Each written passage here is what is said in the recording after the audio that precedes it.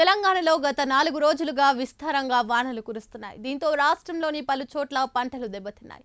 పలు ప్రాంతాల్లో భారీ వర్షాల కారణంగా చెరువులు నిండి ప్రమాదకర స్థాయిలో ఉన్నాయి. చాలా చోట్ల పొలాల్లోకి నీరు చేరడంతో పంటలకు తీవ్ర నష్టం వాటిల్లింది. వరి, పత్తి, వేరుశనగ, మొక్కజొన్న వంటి పంటలు భారీగా దెబ్బతిన్నాయి. పొలాల గుండా వరద నీరు ప్రవహించడంతో ఇసుక మేఠాలు వేశాయి. పత్తి పంటలో నీరు నిలిచి తీవ్ర నష్టం జరిగిందని అన్నదాతలు ఆవేదన వ్యక్తం చేస్తున్నారు. ఈ నేపథ్యంలో భద్రాద్రి కొత్తగూడెం జిల్లా అశ్వారావుపేట నియోజకవర్గంలో మిచాంగ్ తుఫాన్ బీభత్సం కారణంగా చెరువులు, కుంటలు ఉధృతంగా ప్రవహించాయి. అర్ధరాత్రి వరద నీరు ప్రభావం అధికంగా ఉండటంతో మండలంలోని ఉట్లపల్లి గ్రామంలో ఒక్కసారిగా అటవీ ప్రాంతంలోని వరద నీరు గ్రామాన్ని ముంచెత్తింది. ఈ క్రమంలో స్థానిక పోలీస్, రెవెన్యూ, మండల పరిషత్ పలువురు అధికారుల వెంటనే స్పందించి పరిస్థితిని అదుపు చేసి బాధితులను పునరావాసాలకు తరలించారు. వరద నీటి దాటికి చేతికొచ్చిన పంటను నీటిపాలైందని రైతులు కన్నీరు మున్నీరుగా విలపించారు. ఇదిలా ఉండగా సిద్దిపేట జిల్లాలోని పలు ప్రాంతాల్లో వర్షాలతో నల్లరేడి భూముల్లో పత్తి తీవ్రంగా దెబ్బతింది. రాజన్న సిరిసిల్ల జిల్లా గంభీరావుపేట మండలంలోని నర్మాల, అప్పర్ మానేరు ఉప్పొంగుతుంది. ఇక కామారెడ్డి జిల్లా పాల్వంచవాగు, మెదక్, కూడళ్ల వాగుల నుంచి అప్పర్ మానేరుకి వరద భారీగా వస్తుంది.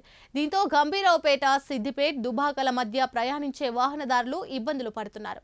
ఇక భూపాలపల్లి, ములుగు, మహబూబాబాద్ జిల్లాలో కూడా పలు చోట్ల పంటలు దెబ్బతిన్నాయి. ఇటు ఉమ్మడి రంగారెడ్డి జిల్లాలో జంట జలాశయాలు నిండిపోయాయి. దీంతో ఉస్మాన్ సాగర్ 6 గేట్లు, హిమాయత్ సాగర్ 6 గేట్లు ఎత్తి నీటిని విడుదల చేస్తున్నారు.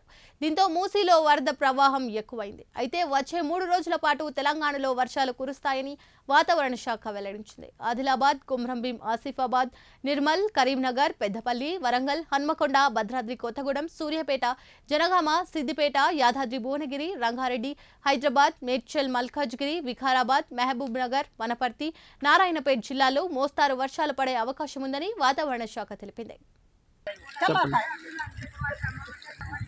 బియ్యం మొత్తం కొట్టుకుపోయినాయి అండి. బిందెలు అవన్నీ మొత్తం కొట్టుకుపోయినాయి.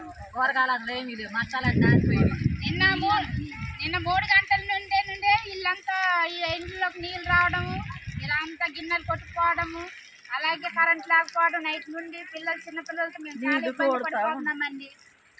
అలాగే మరి ఇళ్ళల్లో నీళ్ళు రావడం వల్ల, చిన్నపిల్లలు ఉండడం వల్ల ఈ బావిలో తేళ్ళు వచ్చే పరిస్థితి ఏంటండి? మాకు ఏదో ఒక న్యాయం చేయాలని ఇలాగా మరి ఇల్లు కొట్టుకుపోయి ఇలా పిల్లలు నీళ్ళు తోడి ఉంటాయో ఉండవో మరి ఇలాంటి పరిస్థితిలో మేము ఉన్నాం. ఇప్పుడన్నా పడిపోతుంది వద్దు మొత్తం మరి కూలిపోతున్నాయి మొత్తం.